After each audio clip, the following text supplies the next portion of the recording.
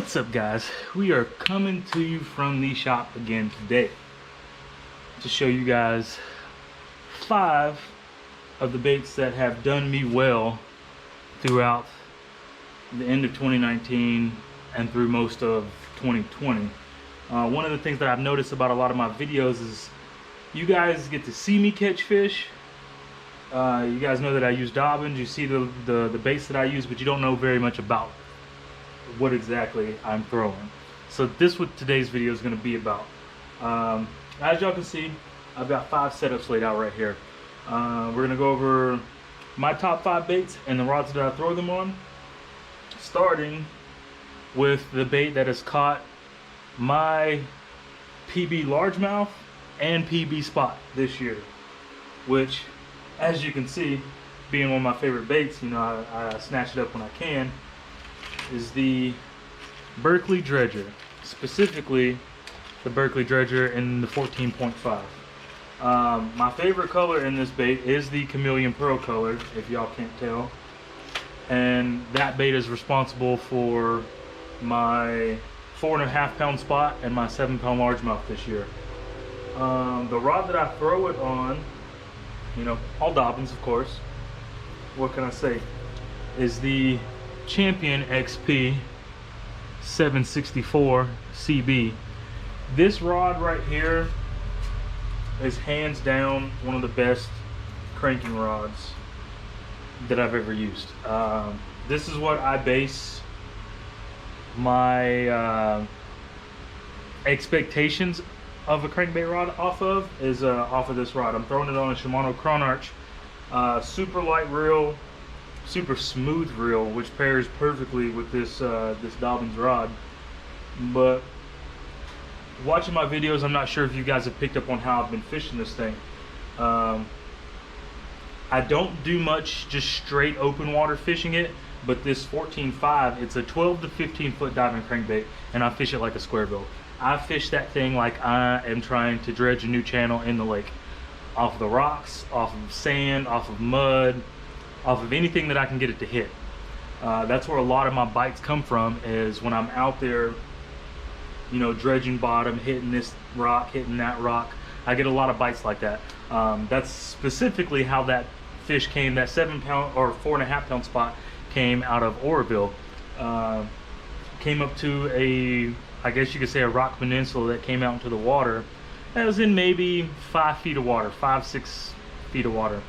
And I casted this over that peninsula so it would dive down, hit the backside, and then run up that rock peninsula and then back down the other side.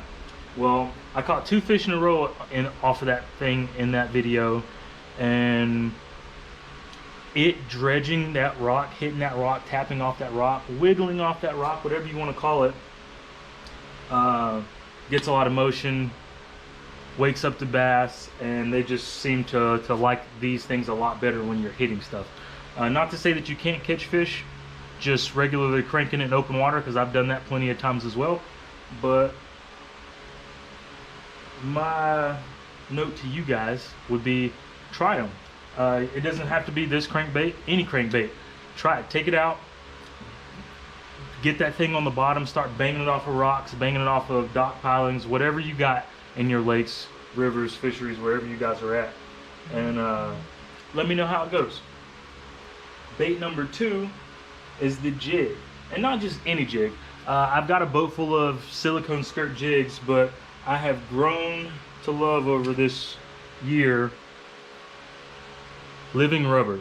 If you guys have not tried this stuff, it is phenomenal, and I'd say probably gets over 3 to 1, 4 to 1 bite ratio over silicone jigs in our area. Not to say that this will be the same in your area, but this is just what works for us. Favorite color? Brown. Do nothing brown, and it slays everywhere. My other 2 favorites would be the brown and purple, PB&J as everybody calls it, and then I call this one my Reese Cup jig. It's a light brown and a dark brown mix. These things do phenomenal. The trailer that I run on those is the Yamamoto Double Tail Grub. You can either get it in the, what is this, the cinnamon with black and purple flake, or you can get it in the dark pumpkin with large black flake. Those are my two main trailers that I use, but not limited to. So I use other trailers, but these two trailers, this trailer and these two colors are the main ones that I use the most. As y'all can see here, that's what they look like out of the packaging. I don't know what Yamamoto has done lately, but a lot of the new double tail grubs have been coming with the trailers attached like that. This is where they used to come like that, already separated. Not a big deal. You just got to make sure whenever you're putting these on that you break these appendages free so you get the most action out of them that you possibly can. The rod I'm throwing that on currently is the Dobyns. Woo! I'm tired. It's been a long day, guys. Dobyns Ecstasy 754. This is hands down one of the best jig rods that I've used. The rod that I was using before this was the Dobyns Champion Extreme 744, which is a great rod in itself. A lot of guys like that rod, and I still love that rod. I've got two of those rods that I use in the boat. Very versatile rod. You don't have to use it, you just use it for jigs. You can use it for spinner baits, you can use it for top water, you can use it for frogging, you can use it for a plethora of techniques. Paired up with that is the Shimano Bantam. Solid reel. If you guys have never tried it, definitely recommend it. It's a little bit heavier than most reels because of its solid metal construction, but this would be a reel that, if you get this reel, will last you a lifetime if you take care of it. Which I'm pretty hard on my stuff. I probably don't oil this stuff as much as I should, but you know, it is what it is. This bait that I'm going to show you guys next is a bait that I don't think a lot of people know about or use really, but it's the Miki underspin head. I run it in the 3/8 ounce size. It's got a super tiny blade on it, serrated on one side. It's got ridges on one, it's flat on the other. It's got a decent bait keeper and an awesome hook. If you guys go back to my winter videos or earlier in the year videos, we slated on this. This thing is, I guess it's incredible compared to some of the other underspin heads that are out there. When it's paired up with the 4-inch Damiki Armor Shad, this thing has such a enticing body rock and kind of like a rolling action as it comes through the water that on all spotted bass fisheries that we have out here, it smashes. I think this color is the IU color, paired up with the Baby Bass 4-inch Armor Shed. Killer bait for us. So far this summer, since it's got real hot, we haven't done too good on this bait. But all around, it's a great bait, especially in the cooler months when those fish get deep. One of the ways that I like to fish it is, especially in the winter months, is I'll cast this thing out in super rocky areas and let it hit bottom. Send it all the way to the bottom, and then I'll, sometimes depending on how the bite's going, I will take it and I'll just drag it across the bottom, which that blade that's on the bottom here, tinging across the rocks, gives it a little bit more noise, a little bit more flash as it's coming through. And then if that's not working, but the fish are still on the bottom, I'll cast it out, let it hit bottom, and then I'll pop it up so it's, you know, a couple feet, maybe a foot or two off the bottom, and I'll reel it back to the boat that way, and we get tons of bites. And not only does this catch fish, it catches trout and salmon. We've caught both on these Damiki underspin heads with the Armor Shad on it. Like I said, Baby Bass in that one is a killer color for out here. I think this is Tennessee Shad. Yep, Tennessee Shad and Pure Gill are the three main baits, three main colors that I throw on that setup. You can get white. I've got white trailers for this one too. If you're fishing a natural shad lake where you've got the American shad, little small guys. That is throwing on a Dobyns Ecstasy 723. It's a 7-foot 2-inch 3-power rod. This isn't a super stout hook on this thing, so you don't need a super stiff rod to throw this thing. You could throw it on a heavy rod, you could throw it on a light rod. This is kind of an in-between hook, so you're not really going to bend it out, but it's also not a jig hook either, so you don't need to put your full body weight into that hook set and swing for the fences like you're trying to win an MLB game, Second bait. This, as I'm sure a lot of you guys know, catches fish year-round and people love it. Wacky Rig Senko. Favorite color is that cinnamon black and purple flake, just like that Yamamoto trailer that I was showing you guys. I am throwing this on a Dobyns Extreme 702, 7-foot 2-power rod with a Daiwa Elite casting reel. This setup, super light setup, it's got paired up with this reel. This thing has a huge casting distance with just a weightless Senko. I tend to fish Senkos weighted a lot. This is the owner weighted wacky hook, and by far one of my favorites. Not so good in a heavy grassed fishery, because that hook that's on those owner weighted wackies is a light wire hook. I'm sure you guys have seen my video. Which one is that? Losing a 7-pounder at the boat. That day just went absolutely wrong, and one of the reasons why was that hook. Once I get back into a cove, you guys see that I'm messing with this bedfish, and I hook it twice and I lose it both times, and I probably lost 3 or 4, 5, 6 fish that day. And it was just because with that light wire hook, it was flexing out with those bigger largemouth. I usually use this on my spotted bass fisheries, my clear bodies of water that have no grasses, just strictly, tree stumps and rocks is where I fish that. Let's see. Got to get that Modelo Chelada in, one of my favorite drinks. Thanks to the Esparza family for introducing me to that. But anyway, let's get back to it. And the old fairy wand, the technique that everybody hates, but is a necessary evil. Old drop shot. I like to throw this with it's a 753, 7'5", 3-power rod. Yes, I know it's a 3-power and everybody doesn't like throwing drop shot on the 3-power rod, but this rod will do just about any type of finesse technique that you could possibly want.